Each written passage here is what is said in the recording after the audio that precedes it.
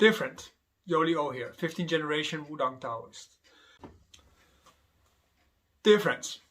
Today we're going to do a new part of the series about the Ming dynasty, which is so relevant for Wudang Taoist culture. And for this we have to ask ourselves a few questions.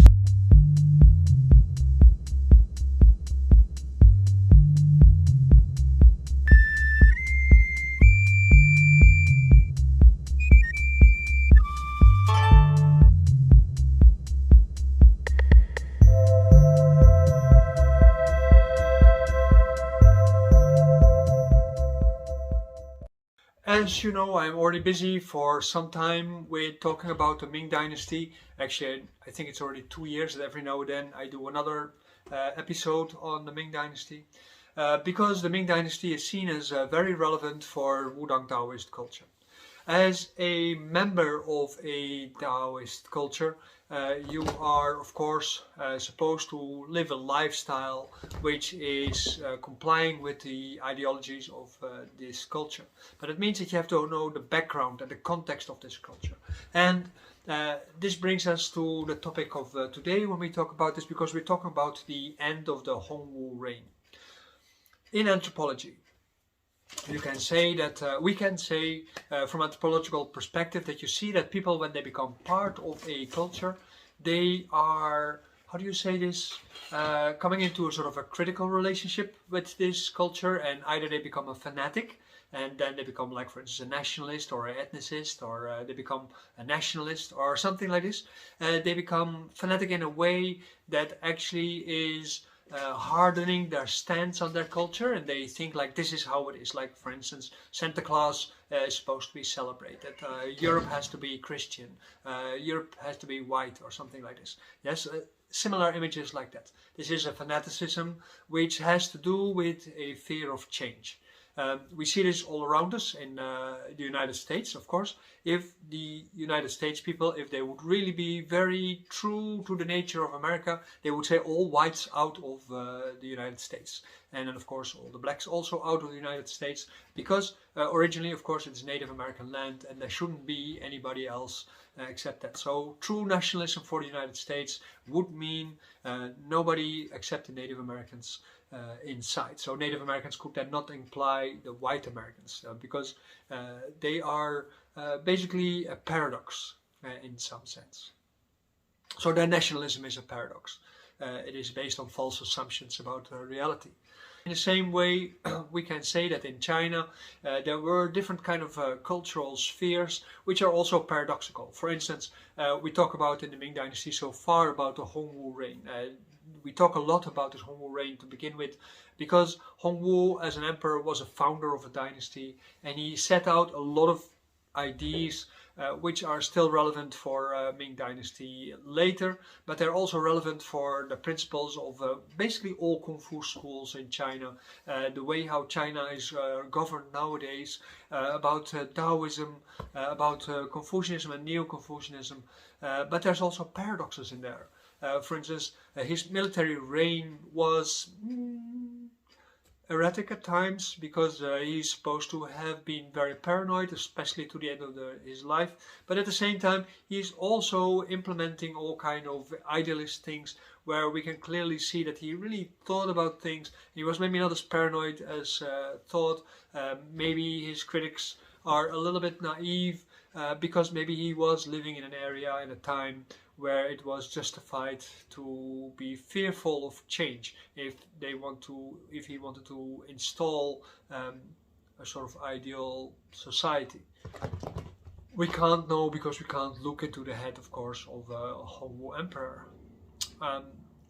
2 generations after, 2 rulers after, we get the Yongle Emperor, and the Yongle Emperor is very famous for the Wudang Daoist culture because he instigated a lot of building projects. He only ruled for like 22 years, but he realized a lot of things and he done a lot of things, and we gradually will go to there. But let's first talk a little bit about this Hongwu Emperor and the way how he ended his life. And let's first talk about the paradox. For instance, Hongwu Emperor was very much an anti-Mongolian emperor, in the sense that he built all these extra walls. He defeated the Yuan dynasty, which were the Mongols, and he created all kind of rules to limit the influence of the Mongolian rule in his empire. And he expanded China, of course, also to a large degree, and he militarized a lot of things. At the same time, when he died, he had 40 wives, concubines, so to say. They followed a Mongolian tradition, namely that most of his concubines would die with him. So that means that in his burial, 38 of his 40 concubines went with him into death and were buried with him. So that is one of these paradoxes that you can say, like, okay, what's going on here? One of the things that we haven't had talked about enough in that sense is his influence on the Chinese legal system. We talked about the way how he handled the princes in the different edicts that he made to regulate the behavior of princes. And in the beginning, when he started ruling, he said, like, okay, I have a lot of princes which are my offspring from my 40 concubines, and or maybe more during the period of his long reign.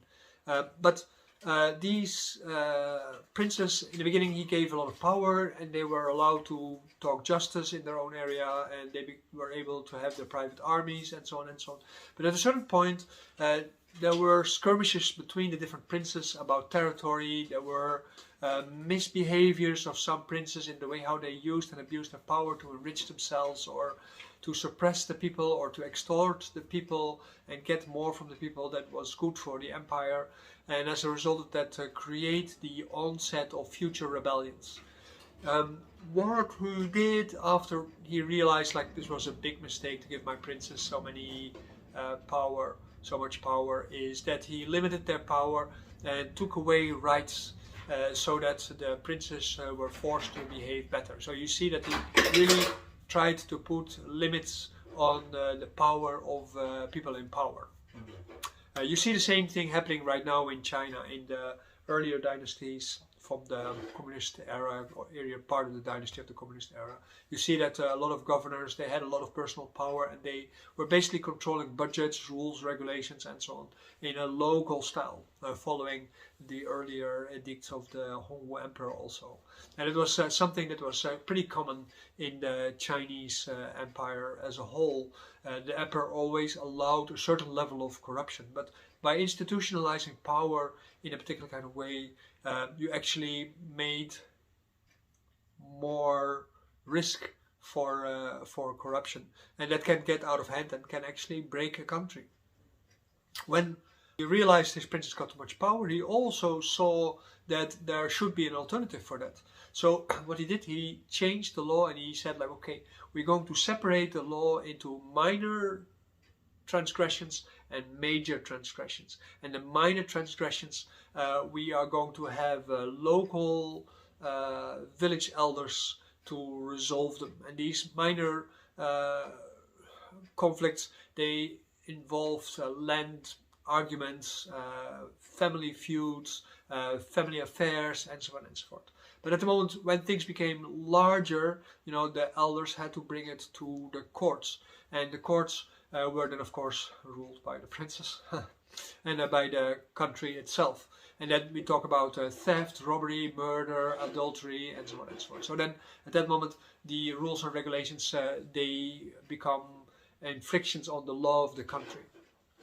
When you were an official and you were corrupt, stronger rules and regulations were being made, so that if you were observed to be corrupt, you could, even for minor infractions, you would even be put to death. And this is one of the reasons why at a certain point people thought, like, okay, maybe this emperor is a little bit crazy, maybe too much paranoid, because he pointed out all kind of people, like, maybe there's something wrong here, so I have to make sure that I create a strong rule. This is coming from the legalist philosophy that is also predecessing the Han dynasty.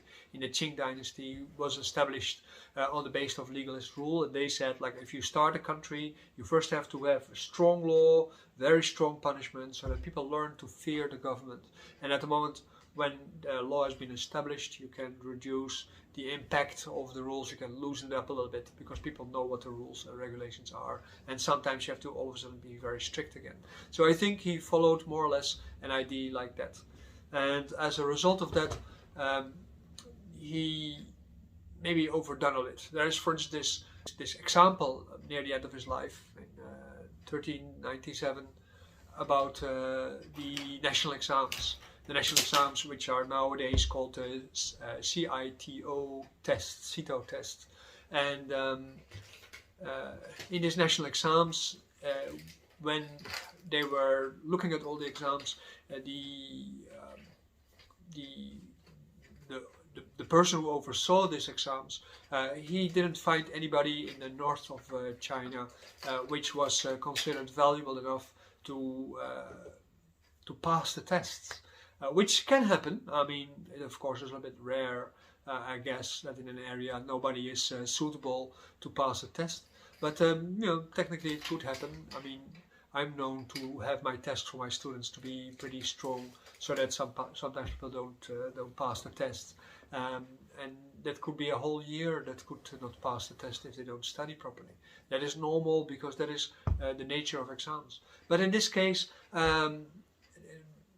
there was a research being set up to see if he could be impeached. You know the process. You have a corrupt president or you have a corrupt official. You're going to research them, and if you find reasons to impeach that person, then you go do that. It happens all the time in every country nowadays. But the person who was addressed to do that was not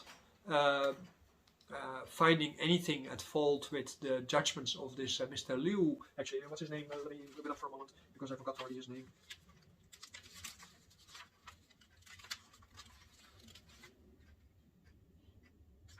It is Mr. Liu Sanwu. Liu is also by the name of my how do you call it? My first Wudang teacher. So for me, it is of course also interesting to see these kind of names. Anyway, what they did is that he didn't really put this guy to death, but the people around him who helped him, there were a lot of people that they were seen as a faction that were trying to overthrow the influence of the Hongwu Emperor or something like this. This is the paranoid that people accuse Hongwu from, and he put quite a lot of these people to death. And then after that he came with the rules and regulations for transferring a lot of the power of the princes towards the elders, which is clearly something that was having a very clear thought.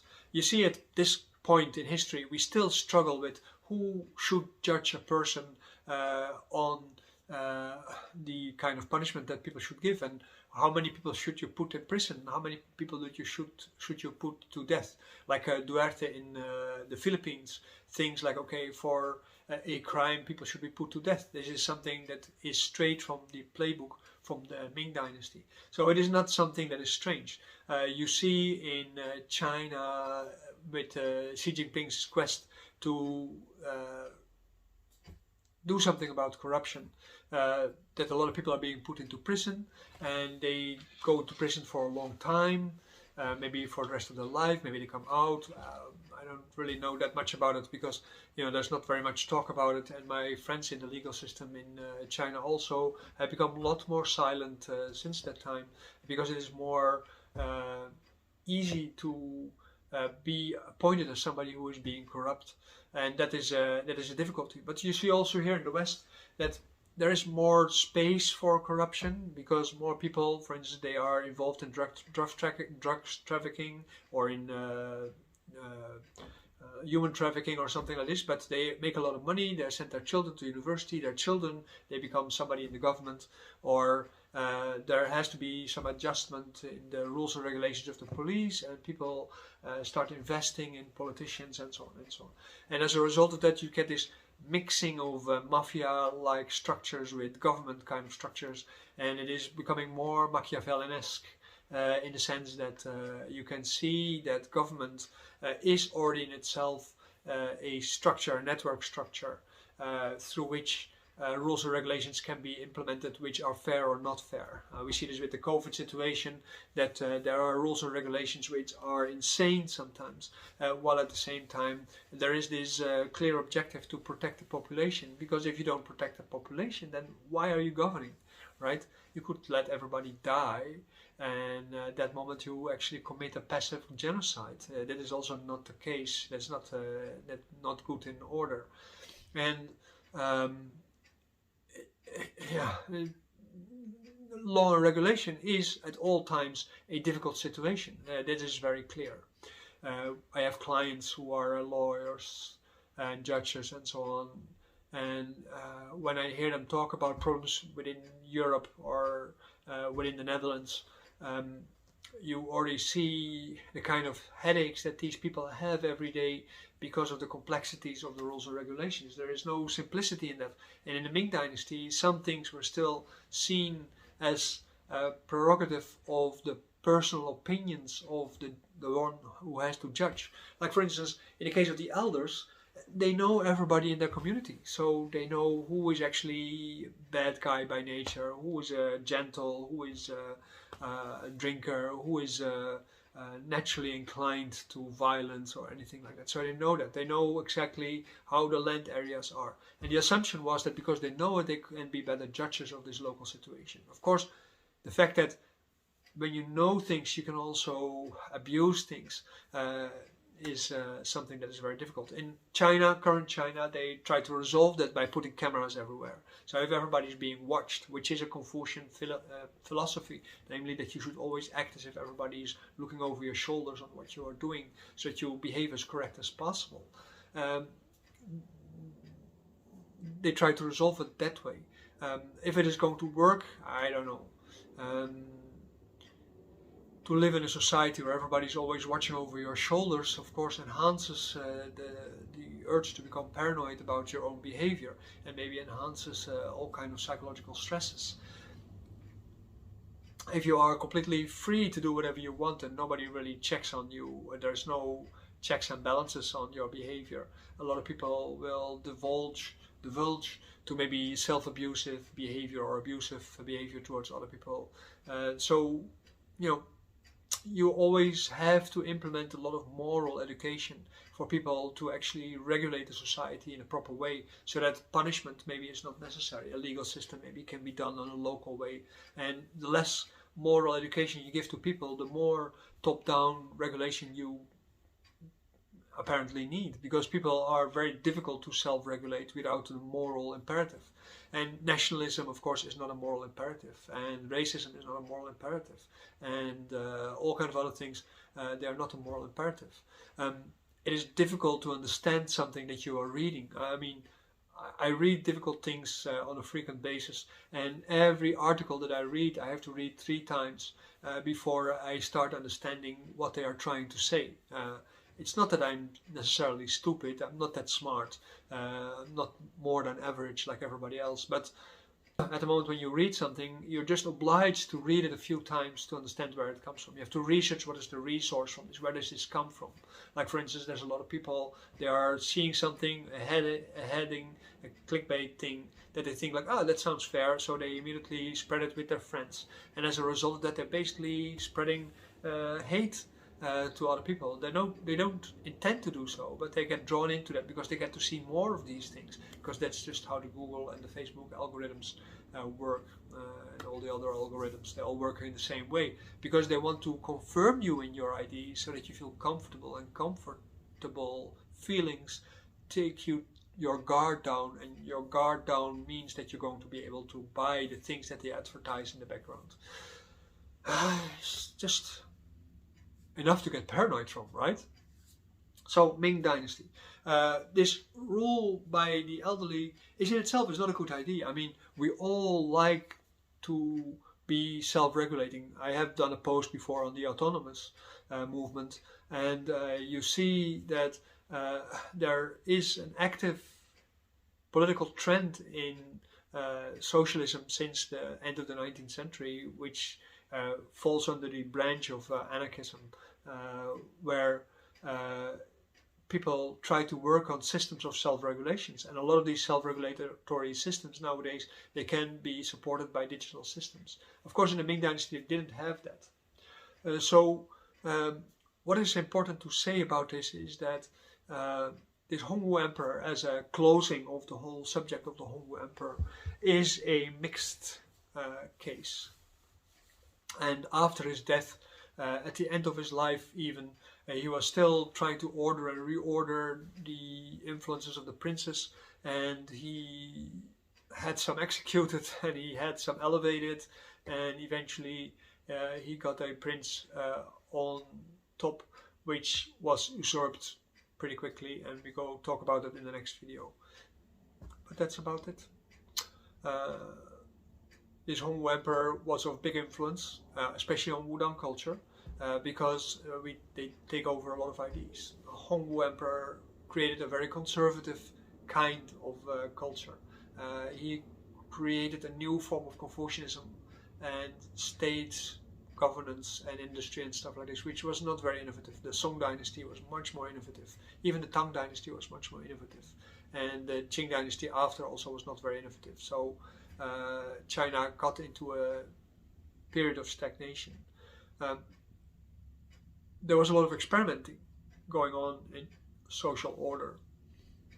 And in a way, I think the idealism of the emperor, because of being of a low status from his birth, he tried to correct some things that he saw as being wrong in the earlier time once he come to understand a little bit about Chinese history. His approach might be dubious at times. His idealism might be of mixed origin, and he might have been struggling with that. It seems like he was a great mind, right? He was a very active mind, and he was trying to resolve things. He probably had a lot of his mind on his mind. He probably had a lot on his mind. And as a result of that, he done some good things and he done some bad things. What we can say is that he was clearly a military ruler. So that is what we take away. And Ming Dynasty in general is a little bit like a militarized regime. His son declared his reign a civil regime. So that would be like more like a non-military approach to things. But he didn't rule for a very long time. But we will talk about that in the next episode. I hope you enjoyed this episode, and it's more like a discussion to conclude this part of the Ming Dynasty part. I don't think there are emperors in the future that require so much discussion. Like for instance the Hongwu Emperor, where we talk about in the future only ruled for say 20 years or something like this, less than 20 years, 22 years. So it is much less impactful than the founder of a dynasty.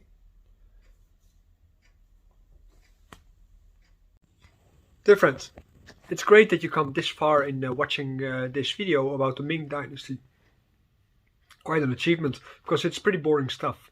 When you got this far, must mean that you are very interested in what we do in this channel. So why don't you join us and become a member?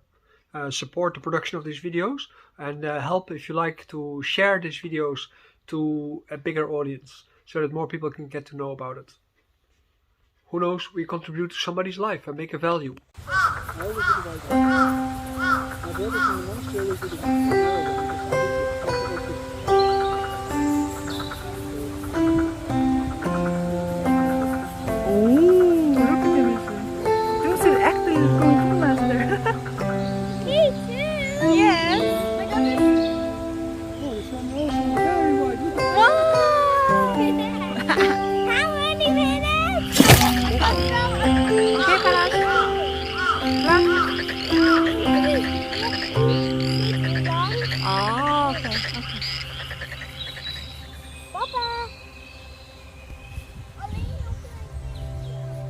This is another one.